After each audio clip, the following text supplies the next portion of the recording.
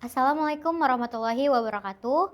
Yang terhormat Bapak dan Ibu penguji serta dosen pembimbing saya, Bapak Riko Saktiawan Jangjaya, SA MBA PhD. Perkenalkan, nama saya Dea Septiani dan pada kesempatan kali ini saya akan memaparkan hasil penelitian saya yang berjudul Pengembangan Model Bisnis Berbasis Sharing Ekonomi untuk Meningkatkan Skalabilitas Bisnis Persewaan Kebaya Kamala Yogyakarta. Baik Bapak Ibu, penelitian saya ini didasari oleh sebuah masalah makro, yaitu industri fashion global berkontribusi secara substansial terhadap krisis lingkungan melalui produksi tekstil massal, konsumsi cepat, dan pembuangan pakaian bekas. Hal ini juga berdasarkan menurut International Union for Conservation of Nature di tahun 2017 memperkirakan bahwa sekitar 35% mikroplastik primer di lautan berasal dari pencucian tekstil sintesis yang melepaskan serat mikro ke sistem air. Lalu bagaimana kita memutuskan rantai tersebut? Menurut Kitcher et al. Di tahun 2017, model bisnis berbasis skema sharing ekonomi merupakan salah satu pendorong utama dalam mewujudkan transisi menuju ekonomi sirkular. Jadi, jika kita membedakan berdasarkan faktor eksternal dan juga faktor internal pada penelitian ini, untuk faktor eksternalnya saya bagi menjadi dua, yaitu tren makro dan juga peluang pasar. Yang pertama ada pergeseran perilaku konsumen, yaitu 63% konsumen global kini beralih ke praktik konsumsi berkelanjutan menurut Simon and Partner di tahun 2021.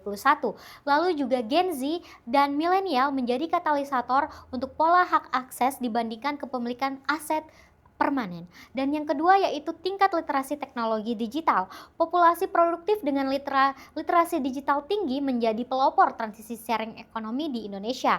Dan yang terakhir, akselerasi ekonomi digital. Nilai transaksi digital atau gross merchandise value di Indonesia diprediksi bertumbuh hingga menyentuh angka 109 miliar US dollar pada tahun 2025. Lalu berikutnya ada peluang pasar.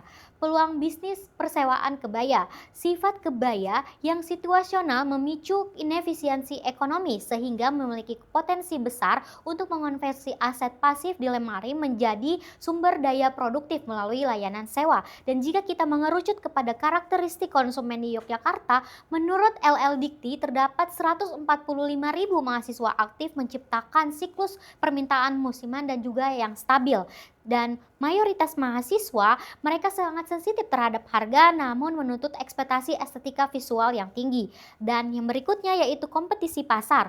Persaingan kini bergeser dari perang harga menuju kapabilitas digital dan keunikan layanan, sehingga bisnis yang masih konvensional dituntut untuk berinovasi dan menuju lebih ke digital.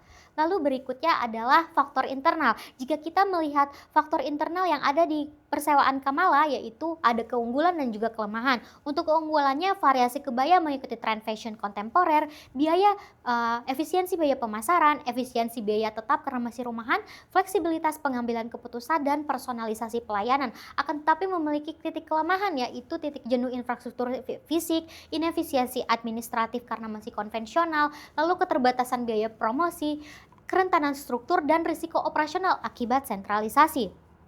Lalu berikutnya yaitu maka demikian rumusan masalah yaitu kesenjangan antara besarnya potensi pasar kolaboratif dan terbatasnya kapabilitas operasional Kamala menuntut sebuah transformasi strategis, yaitu pengembangan model bisnis sharing ekonomi yang mengintegrasikan gerai fisik dan platform digital berbasis di sektor persewaan kebaya.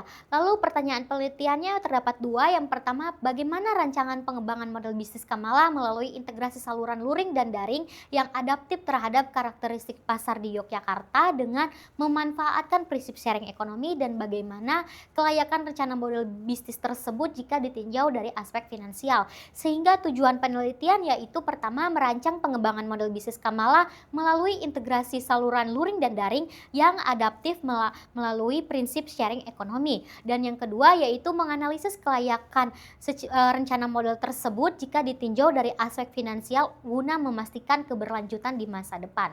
Lalu untuk landasan teori, menggunakan, industri makro dan juga, analisis, penelitian. Yang pertama ada kebaya itu sendiri, bisnis persewaan busana, dan sharing ekonomi yang menjadi payung teori dari penelitian ini. Lalu juga ada kanvas model bisnis menggunakan teori Oswald dan Pigner tahun 2010 yang mencakup 9 blok. Lalu juga ada peta empati yang merupakan apa yang dirasakan, apa yang dilihat dan didengar, lalu apa yang dilakukan, apa yang dipikirkan, dan pain dan gain.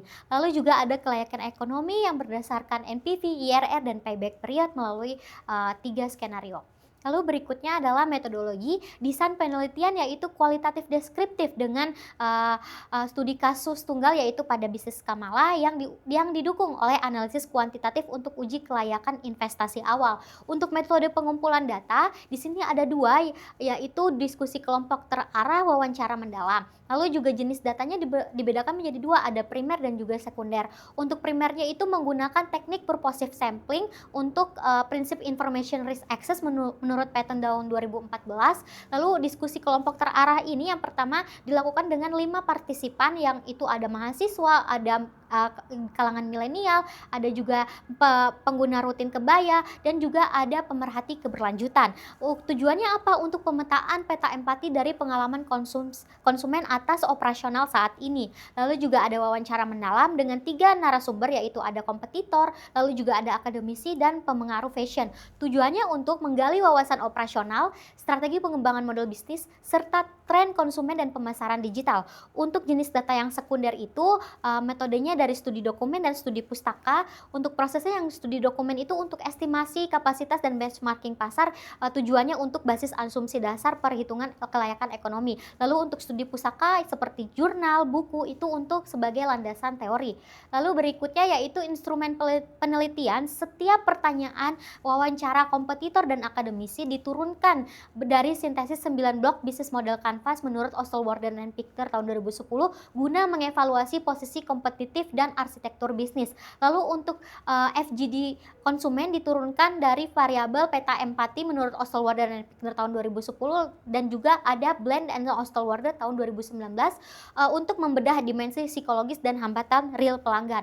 Lalu juga butir pertanyaan dari wawancara akademisis dan pengaruh itu juga ada mengadaptasi prinsip sharing ekonomi dan ekonomi berbasis platform menurut Franken and Score tahun 2017 dan Sundara Rajan tahun 2016 untuk memvalidasi tren konsumsi kolaboratif dan mekanisme kepercayaan digital. Lalu untuk prosedur pengumpulan data untuk FGD sendiri dilakukan pertama kali dengan pengisian lembar kerja, lalu juga ada dilanjutkan diskusi interaktif dan validasi silang antar peserta. Lalu juga ada wawancara mendalam diawali dengan pemaparan stimulus, dilanjutkan dengan eksplorasi dan probing personal.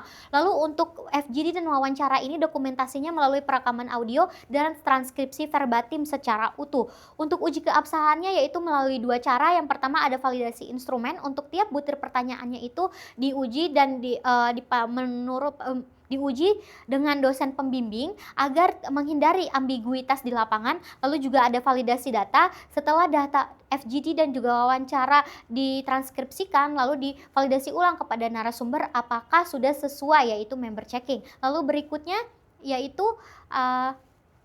berikutnya adalah analisis data. Analisis data ini berdasarkan kualitatif dan juga kuantitatif. Untuk kualitatifnya pemetaan peta empati dari hasil FGD dipadukan dengan kondensasi transkripsi verbatim wawancara untuk mensintesis rancangan BMC usulan lalu divalidasi melalui member checking. Untuk yang kuantitatif, basis data berdasarkan estimasi kapasitas dan benchmarking pasar sebagai basis proyeksi arus kas 5 tahun untuk uji kelayakan finansial melalui NPV, IRR, dan payback period melalui 3 skenario. Lalu berikutnya ini adalah hasil peta empati, Bapak Ibu bisa lihat melalui gambar. Namun di sini yang ingin saya highlight adalah pain dan gain-nya. Untuk pain menurut konsumen yaitu operasional masih terbatas karena masih berbasis rumahan untuk di Kamala saat ini. Tidak adanya transparansi ketersediaan stok dan kekhawatiran standar higienitas dan presisi ukuran. Untuk gain-nya, konsumen berharap ada kalender katalog digital real time, peningkatan efek fleksibilitas logistik dan wadah aman untuk memonetisasi kebaya pribadi. Lalu berikutnya ini ada hasil wawancara mendalam sudah saya rangkum menjadi 3, yaitu ada digitalisasi inventaris, pencatatan manual menghambat pertumbuhan volume transaksi sehingga otomatisasi kalender dan juga filter ukuran adalah syarat mutlak. Lalu juga kepercayaan dan legalitas. Jadi ekosistem sharing ekonomi itu tidak bisa hanya berbasis saling percaya, sehingga wajib menerapkan standarisasi dan juga MOU di awal. Lalu ada diferensiasi estetika. Konsumen kini beralih dari yang tadinya pakem tradisional memakai kebaya, sekarang menjadi ada tren untuk mix and match, sehingga untuk membangun kepercayaan merek perlu adanya peningkatan konten edukasi dan juga tentang higienitas. Lalu berikutnya adalah ini BMC Kamala saat ini. Bisnis model kanvas Kamala saat ini terlihat sekali tidak adanya kemitraan utama, lalu juga arus pendapatannya hanya dari 2, yaitu aset mandiri dan juga sewa aksesoris. Lalu di sini salurannya hanya melalui media sosial WhatsApp dan TikTok serta rumah pribadi sebagai gerai fisik. Lalu segmen pelanggannya hanya dari pelajar dan mahasiswa serta perempuan usia produktif. Next, maka dari itu untuk penelitian ini mengusulkan BMC Kamala, yaitu terlihat sekali kemitraan utamanya menjadi 3, ada mitra pemilik kebaya yaitu individu yang ingin memonetisasi kebayanya di Kamala, titip sewa, yaitu terus juga ada Simply Prime Jakal, yaitu laundry untuk mitranya untuk menjaga higienitas, lalu juga vendor penjahit kebaya yaitu untuk menambahkan layanan tambahan yaitu alterasi ukuran, sehingga terlihat arus pendapatannya ada dari sewa aset mandiri, komisi titip sewa, sewa aksesoris dan layanan tambahan atau denda. Sehingga di sini saya ingin meng-highlight juga dari sini karena sharing ekonomi, sehingga platform salurannya itu melalui platform website untuk mempertemukan antara penitip sewa dan konsumen, dan juga Kamala sebagai pihak yang menyediakan. Lalu juga segmen pelanggannya itu ada pelajar dan mahasiswa, wanita pekerja muda, dan serta pemilik kebaya untuk segmen sharing ekonomi. Lalu kemudian untuk asumsi proyeksi finansial, basis proyeksinya itu, basis datanya itu estimasi kapasitas optimal hasil benchmarking pasar, lalu juga skemanya pendapatannya itu dual stream ya, dari aset mandiri dan juga komisi titip sewa, lalu juga strategi biayanya itu efisiensi capex sehingga meminimalkan pengadaan stok baru karena dari titip sewa tadi, lalu parameternya itu berdasarkan discounted cash flow dan juga diskontonya itu SBDK 8% selama 5 tahun, sehingga rangkuman investasi operasionalnya total investasi awalnya itu sebesar 424,800 rupiah, lalu juga ada estimasi pendapatannya yaitu 414,200, terus juga total biaya operasionalnya 282,600.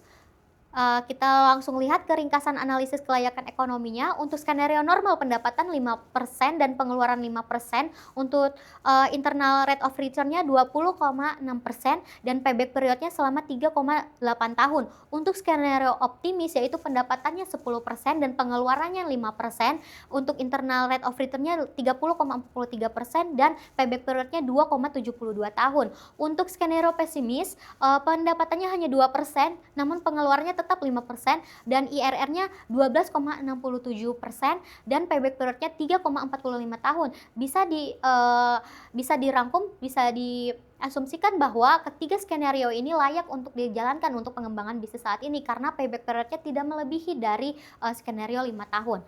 Oke, untuk rencana kegiatan dan waktu pelaksanaan akan dilakukan selama 1 tahun penuh, dari mulai fase persiapan di bulan pertama untuk pengadaan ruko dan juga websitenya, terus juga perekrutan SDM, lalu fase eksekusi bulan 4-12 untuk peluncuran kampanye dan pemantauan operasional, dan fase evaluasi bulan ketiga sampai 12 untuk penilaian efektivitas operasional. Dan di sini adalah struktur penanggung jawabnya dibuat sangat presis sekali ya, sangat ramping, yaitu pemilik bisnis, pramudiaga lantai 1 dan 2 dan juga tenaga kebersihan. Untuk ukuran kinerja utama yang diukur yaitu keuangan dan kemitraan, operasionalnya dan juga pelayanan. Dan yang terakhir ini untuk mitigasi resiko jika berakhirnya masa pakai dan pergeseran tren, aset Kamala itu akan di-preloved kalau aset dari mitra itu akan dikembalikan sesuai MOU. Lalu penurunan higienitas atau kerusakan yang dilakukan oleh konsumen akan penerapan sistem deposit atau uang jaminan, dan juga Kamala sendiri akan menerapkan SOP pemeliharaan 3 tahap. Lalu untuk ketidakseimbangan supply and demand, Kamala akan memberlakukan sistem kuota untuk penerimaan titip sewa. Lalu juga gangguan sistem IT dan kebocoran data akan menggunakan hosting deteksi tinggi dan SOP cadangan, yaitu alur pelayanan secara manual. Untuk persaingan harga kompetitor massal, Kamala akan menghindari perang harga dengan memperkuat diferensiasi butik premium dan menonjolkan fasilitas fitting privat, konsultasi gaya, dan kampanye circular fashion. Baik, itulah Bapak Ibu yang bisa saya sampaikan untuk penelitian saya kali ini. Semoga bermanfaat. Wassalamualaikum warahmatullahi wabarakatuh.